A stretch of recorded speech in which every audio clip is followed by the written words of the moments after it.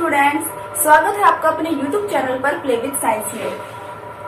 आपको जो लास्ट आपका क्लास 10th का चैप्टर नंबर 3 है जेनेटिक्स आनुवांशिकता, उसके बारे में मैं आपको लास्ट एक वीडियो दे चुकी हूँ। आज हम नेक्स्ट वीडियो की बात करेंगे और नेक्स्ट वीडियो में जो आपका नेक्स्ट टॉपिक है वो आज का टॉपिक है मटर के पादप का चयन। देखो, अब हमने लास्ट टॉपिक ये क्या था कि मेंडल की सफलता का क्या क्या कारण था और जो भी मेंडलवाद है इन चीजों के बारे में हम डिस्कस कर चुके हैं। अब हम बात करेंगे कि मेंडल ने मटर के पौधे में ऐसा क्या देखा कि उन्होंने मटर के पौधे का चयन किया या मटर के पादप का चयन किया। तो आपको ध्यान में रखना है, सबसे पहली बात जो इसके अंदर इम्पोर्टेंट है तो वो है कि मटर का पादप जो है वो आपका 1 वर्षीय पादप है, 1 वर्षीय पादप है और कम समय के अंदर कई सारी पीढ़ियां दे सकता है। ठीक है, तो कम समय में कई पीढ़ियां प्राप्त होती है। ठीक है, तो पहली बात तो ये होगी कि 1 वर्षीय पादप है, कम समय में कई सारी पीढ़ियां प्राप्त होती है। और अगर हम दूसरी बात करें तो जो मटर का पादप है वो एक द्विलिंगी पादप है। कैसा पादप है आपको ध्यान में रखना है, एक द्विलिंगी पादप है। देखो, अगर अपने बात करते हैं द्विलिंगी पादप के बारे में तो इसको आप समझना, जो पादप होते हैं वो आपके 2 प्रकार के होते हैं। कितने प्रकार के होते हैं पादप? 2 प्रकार के होते हैं। एक तो होता है आपका एकलिंगी और एक होता है आपका द्विलिंगी। देखो, अगर अपने बात करते हैं एकलिंगी के बारे में और अगर अपने बात करते हैं द्विलिंगी के बारे में तो इसमें अंदर समझना, एक लिंगी पादप कौन से पादप होते हैं? एक लिंगी पादप वे पादप होते हैं जिनके पुष्प में यानी फूल के अंदर सिर्फ या तो पुंकेसर होता है या फिर आपका स्त्री केसर होता है। ये आपको ध्यान में रखना है। मतलब एक लिंगी पादप यानी एक ऐसा पादप जिसके पुष्प के अंदर सिर्फ एक ही लिंग पाया जाएगा, या तो उसके अंदर पुंकेसर पाया जाएगा या फिर उसके अंदर स्त्री केसर पाया जाएगा। दोनों कभी भी एक साथ नहीं पाए जाएंगे। लेकिन अगर हम बात करते हैं द्विलिंगी पादप के बारे में तो द्विलिंगी पादप के अंदर क्या होता है कि एक ऐसा पादप या ऐसा मतलब ऐसे पादप का पुष्प जिसके अंदर पुंकेसर और स्त्री केसर दोनों साथ में हो। क्लियर बात? तो द्विलिंगी पादप वे पादप कहलाते हैं जिसमें पुंकेसर और स्त्री केसर दोनों एक साथ पाए जाते हैं, उसे हम द्विलिंगी पादप कहते हैं। अब देखो, अगर अपने बात करते हैं द्विलिंगी पादप के बारे में और एकलिंगी पादप के बारे में तो जो एकलिंगी पादप होते हैं ना, इनमें हमेशा पर परागण की क्रिया पाई जाती है। किसकी क्रिया पाई जाती है? पर परागण। लेकिन अगर हम बात करते हैं द्विलिंगी पादप के बारे में तो इसमें पर परागण व स्वपरागण दोनों ही एक साथ पाए जाते हैं। यानी मैं ये बोल सकती हूँ, अच्छा चलो मैं आप लोगों को ना सबसे पहले परागण की क्रिया समझा देती हूँ ताकि आप लोग इस पे कंफ्यूज ना हो। तो सबसे पहले अपने बात करेंगे कि ये परागण क्या चीज है। देखो, परागण का मतलब क्या होता है आपको पता है कि जब भी क्या कहते हैं निषेचन की प्रक्रिया होती है, पादपों में भी आपने पढ़ा होगा कि जो लैंगिक जनन की प्रक्रिया होती है पादपों में भी पाई जाती है। तो लैंगिक जनन की प्रक्रिया कैसे होती है आपको ध्यान में रखना है। ये जो आपका पुंकेसर पाया जा रहा है, इसे मैंने क्या कहा? पुंकेसर। पुंकेसर किसे कहते हैं? जो पादप के अंदर नर वाला हिस्सा होता है उसे कहा जाता है पुंकेसर, जो नर के रूप में काम करता है एक टाइप से। और जो मादा वाला हिस्सा होता है उसे अपने क्या बोलते हैं? स्त्री केसर। ये आपको ध्यान में रखना है। अब पुंकेसर के अंदर क्या पाए जाते हैं? पुंकेसर के अंदर छोटे छोटे पराग कण पाए जाते हैं। क्या पाए जाते हैं पुंकेसर के अंदर? तो आपको ध्यान में रखना है, छोटे छोटे पराग कण पाए जाते हैं। जब ये पराग कण पुंकेसर से निकलकर स्त्री केसर के ऊपर जाकर गिरते हैं तो उस टाइम स्त्री केसर के अंदर निषेचन की प्रक्रिया होती है। ठीक है, स्त्री केसर के अंदर क्या पाया जाता है? अंडाशय पाया जाता है और ये जो परागकण है वो अंडाशय तक जाता है और दोनों में निषेचन की प्रक्रिया होती है। ठीक है, तो सबसे पहले तो मेरे हिसाब से आपको परागण की प्रक्रिया समझ आ गई होगी। ठीक है, अब अपने बात करेंगे परागण के अंदर एक तो होता है आपका स्वपरागण और एक होता है आपका परपरागण। एक तो है आपका स्वपरागण और एक है आपका परपरागण। देखो, अब अपने बात करेंगे स्वपरागण के बारे में और परपरागण के बारे में। स्वपरागण और परपरागण को आप अच्छे से समझना। स्वपरागण की अगर अपने बात करते हैं तो देखो, मैंने आपको बोला है कि जब भी हम किसी भी चीज को समझते हैं ना, तो सबसे ज्यादा जरूरी है कि हम उसके हेडिंग को समझें, तो हमें उसकी डेफिनेशन या वो चीज अपने आप क्लियर होने लग जाती है। तो स्वपरागण के अंदर यहाँ पे शब्द आ रहा है स्व। स्व मतलब अपने आप, जिसमें अपने आप परागण की प्रक्रिया होती है। यानी मैं ये बोल सकती हूँ कि जब कोई फूल हो या कोई पुष्प हो, उसी पुष्प के अंदर आपका स्त्री केसर पाया जा रहा है और उसी पुष्प के अंदर आपका पुंकेसर पाया जा रहा है। तो ऑब्वियस सी बात है कि जो पुंकेसर है वो बहुत ही आसानी से स्त्री केसर के ऊपर चला जाएगा। क्लियर हो रही है मेरी बात? जैसे कि ये द्विलिंगी पादप है, ठीक है, तो इसमें ये क्या आपका पुंकेसर है और ये आपका क्या है, स्त्री केसर है। इसमें क्या पाया जाता है कि छोटे छोटे परागकण पाए जाते हैं। अब ये जो परागकण है वो बहुत ही आसानी से स्त्री केसर पर गिर जाएंगे। जब किसी पुष्प के पुंकेसर के परागकण उसी पुष्प के स्त्री केसर पर जाकर गिरते हैं और जो निषेचन की प्रक्रिया होती है उसे अपने बोलते हैं स्वपरागण।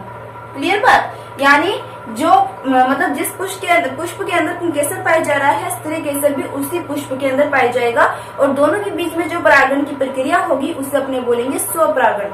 अब अपने बात करते हैं पर परागण के बारे में। तो अगर अपने पर परागण की बात करें तो पर परागण के अंदर क्या होता है कि इसमें दूसरे पुष्प का पुंकेसर होता है और अलग पुष्प का स्त्री केसर होता है। अब आपको थोड़ा थोड़ा समझ आने लग गया होगा कि मैं क्या बोलना चाहती हूँ कि जो आपका मटर का पौधा है ना, वो एक द्विलिंगी पादप है।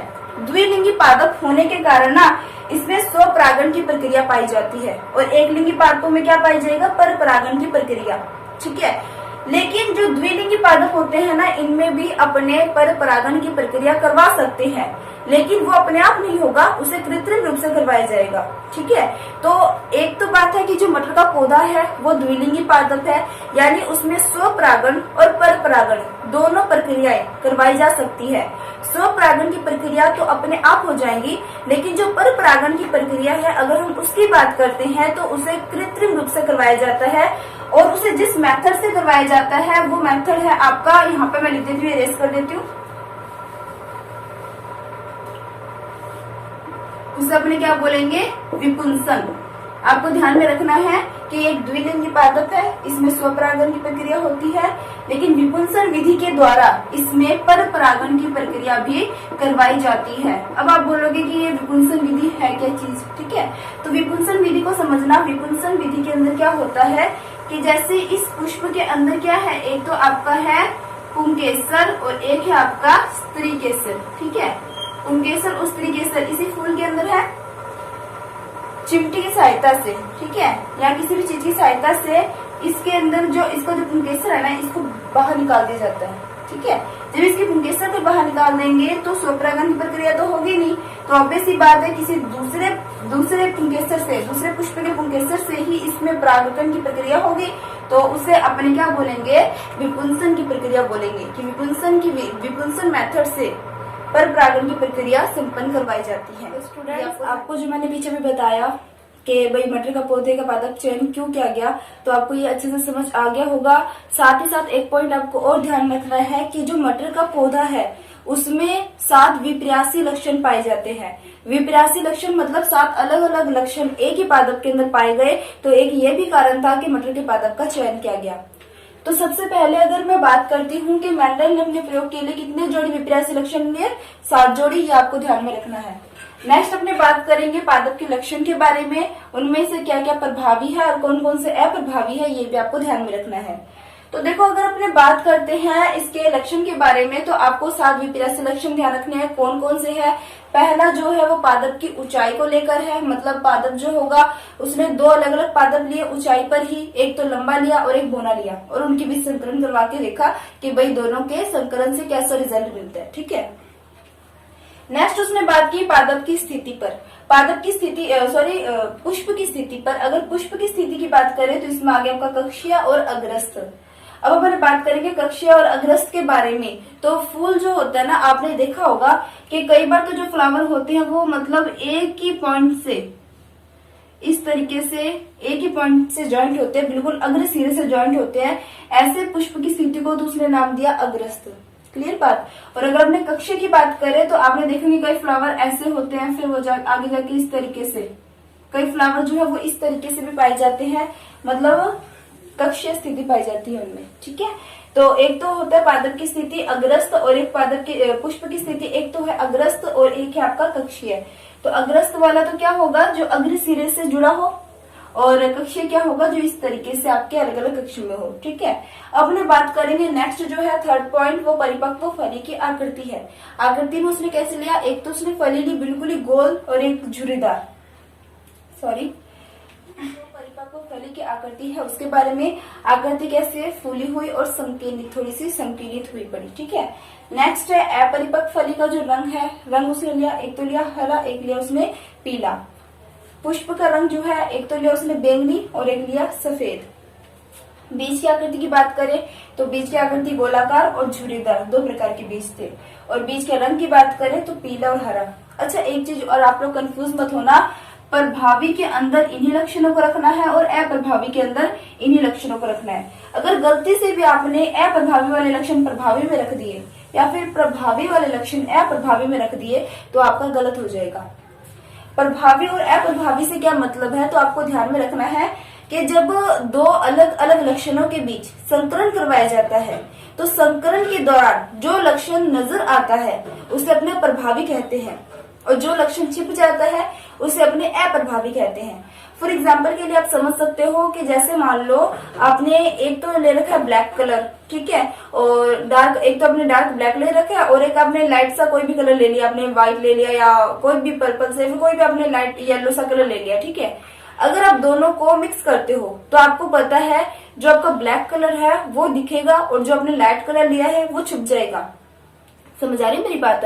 तो वहां पर जो आपका ब्लैक कलर है वो प्रभावी है, प्रभावी है, यानी उसके लक्षण जो है मिक्स करने के बाद भी छुपे नहीं है बल्कि दिखे हैं। लेकिन जो लाइट कलर है वो क्या होंगे, उसके लक्षण क्या होंगे, छुप गए, यानी वो मिक्स करने के बाद नजर नहीं आ रहे। ऐसे ही जब इन 7 विपर्यासी लक्षणों में मेंडल ने संकलन करवाया तो मेंडल ने देखा कि उनमें से कुछ लक्षण तो प्रभावी निकले और कुछ अप्रभावी, यानी जब इन दोनों के बीच क्रॉस करवाया गया ना तो क्रॉस के दौरान क्या हुआ, लंबापन तो नजर आया लेकिन बौनापन नजर नहीं आया, यानी छुप गया।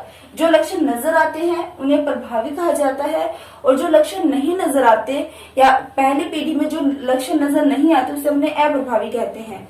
वैसे तो प्रभावी अप्रभावी की अगर मैं आपको सीधी सी डेफिनेशन भी बताऊं ना तो आपको ध्यान में रखना है, संकरण के दौरान F1 जनरेशन में या F1 पीढ़ी में नजर आए लक्षण प्रभावी कहलाते हैं। ठीक है, और संकरण के दौरान F1 पीढ़ी में छुपे हुए लक्षण अप्रभावी कहलाते हैं। ठीक है, बाकी इनके बारे में हम विस्तार से बात करेंगे। फिलहाल ये टॉपिक्स आपके इसी में थे तो मैंने आपको समझा दिए, तो आपको यहाँ तक समझ आ गया होगा जो जो मैंने आपको बताया है।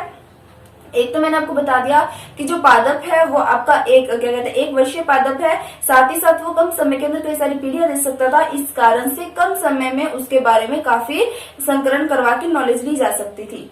दूसरी बात, ये एक द्विलिंगी पादप था। द्विलिंगी पादप होने के कारण इसमें स्वपरागण की प्रक्रिया तो अपने आप होती है लेकिन पर परागण की प्रक्रिया भी इसमें करवाई जा सकती है। ठीक है, और तीसरी बात जो मैंने आपको बताई कि विपुंसन विधि के द्वारा पर परागण की प्रक्रिया भी इसमें करवाई जाती है। और जो 4th नंबर पॉइंट है वो आपको ध्यान में रखना है, साथ ही साथ मटर का पौधा एक ऐसा पौधा है जिसमें 7 विपर्यासी लक्षण पाए जाते हैं और 7 विपर्यासी लक्षण जो है अलग अलग, उसमें भी प्रभावी और अप्रभावी लक्षण आपको ध्यान में रखना है। ये काफी इंपॉर्टेंट है आपके एग्जाम से। तो स्टूडेंट्स, आज जितने मैंने आपको टॉपिक्स करवाए हैं मेरे हिसाब से सारे टॉपिक्स आपको अच्छे से क्लियर हो गए होंगे। अगर फिर भी कोई डाउट रह जाता है तो आप कमेंट सेक्शन में मेरे से वो सारे डाउट्स पूछ सकते हैं, मैं आपके डाउट सारे क्लियर कर दूंगी। आप लोग अच्छे से पढ़ाई कीजिए, नोट्स बनाइए, और अगर आपको ये वीडियो अच्छी लगे या पसंद आए तो इसे लाइक शेयर कीजिए और चैनल को सब्सक्राइब जरूर कीजिए। Thank you.